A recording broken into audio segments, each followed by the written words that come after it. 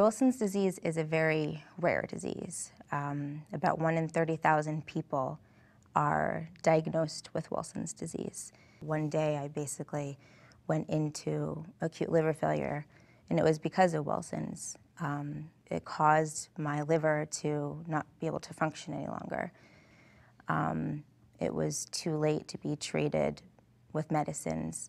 The only thing that could save my life was a liver transplant. NewYork-Presbyterian wound up being, for my acute need, it wound up being the place I needed to be. It wound up being the place that could give me the chance, a second chance at life, and has a liver transplant program that some hospitals don't have. And they have specialists that understand Wilson's disease, which is very rare.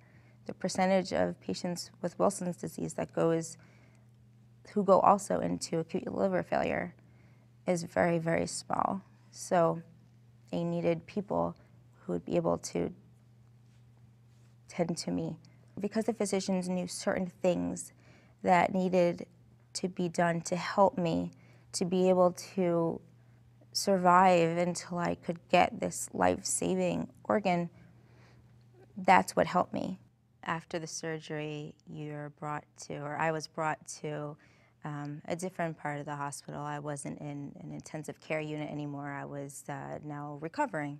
When I was on the recovery floor, there was one day in particular, and I hadn't walked yet. I had been sitting up, and my surgeon, who was doing rounds on the floor, he came into my room, and he just so happened to be with a couple other staff members, one being the liver transplant psychiatrist.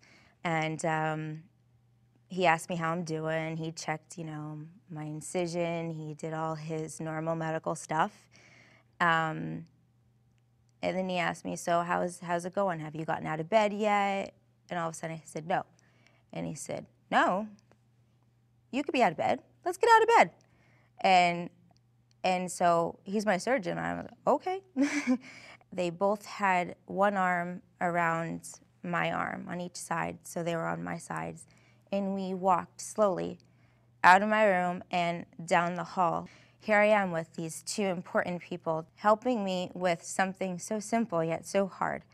I feel like another surgeon could have easily just said, oh, I'm going to call the physical therapist and make sure that that person comes today.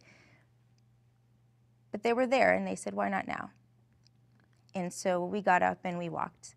Seeing them smile, just something clicked. Like, this is more than just a surgeon and a psychiatrist. They don't have to do this, but they're doing this with me. Not for me, with me.